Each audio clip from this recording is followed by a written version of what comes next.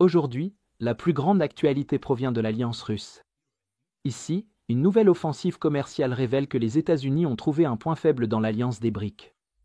Le Brésil, longtemps considéré comme le membre le plus vulnérable de l'Alliance économique russe, fait désormais face à des droits de douane élevés et à une pression croissante, le transformant en un État de première ligne dans la guerre économique visant à isoler la Russie.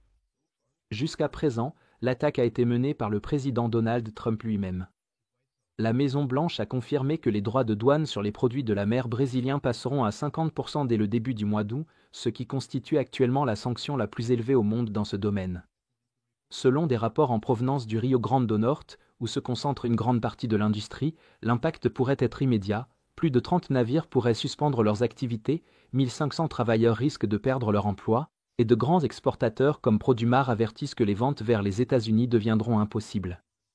Bien que présentée comme une décision de politique commerciale, Washington a déjà laissé entendre une escalade plus large, des services satellitaires comme le GPS pourraient être restreints, des sanctions contre des entités gouvernementales sont envisagées, et des diplomates américains font pression sur le Brésil pour qu'il rompe son alignement avec la coalition des BRICS, un bloc désormais de plus en plus perçu comme la colonne vertébrale de la stratégie géopolitique de la Russie. La justification officielle est hautement personnelle. Le président Trump a à plusieurs reprises critiqué les poursuites engagées au Brésil contre l'ancien président Jair Bolsonaro, qui a tenté d'orchestrer un coup d'État militaire entre 2022 et 2023, qualifiant cela de chasse aux sorcières contre un allié politique de Trump. Mais derrière cette déclaration, une manœuvre stratégique plus large se dessine.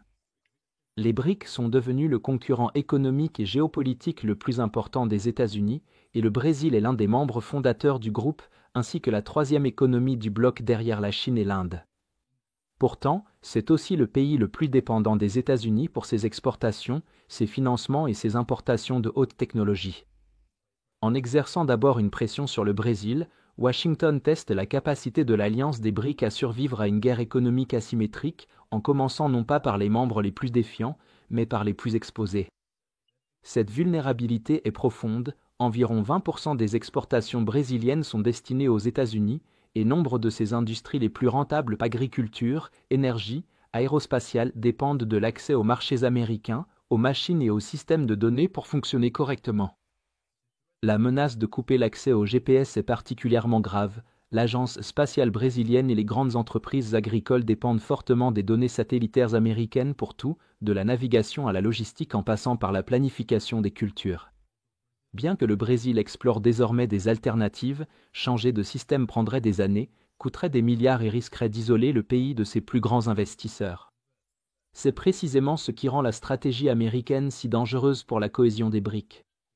Si l'économie brésilienne, fragile comme du verre, cède sous la pression, elle pourrait aussi être contrainte de suspendre sa participation à des initiatives clés des BRICS, voire de quitter complètement la coalition, ce qui signifierait que la Russie subirait des conséquences immédiates.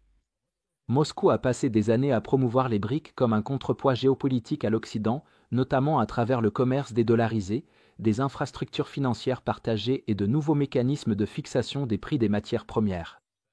Si le Brésil se retire, cela pourrait perturber ses routes commerciales alternatives russes, ses mécanismes de paiement et saper la coordination diplomatique, laissant la Russie encore plus isolée à un moment où son accès aux devises fortes, à la finance mondiale et à des partenaires fiables se réduit déjà.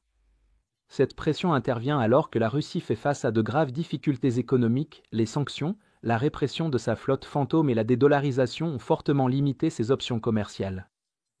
Les BRICS restent la meilleure chance de Moscou pour sauver ses exportations d'énergie, ses ventes d'armes et ses alternatives financières, et donc son économie. Perdre le Brésil affaiblirait la crédibilité du bloc et éroderait encore davantage la présentation internationale de la Russie des BRICS comme un système économique viable. Contrairement à l'Inde, le Brésil n'a ni l'envergure, ni l'autosuffisance, ni le poids militaire, et si le pays s'effondre, les autres le remarqueront. Globalement, les États-Unis ont lancé une attaque calculée sur le point le plus faible de l'alliance russe des BRICS, utilisant droits de douane, sanctions et pressions diplomatiques pour détacher le Brésil de ses alliés économiques.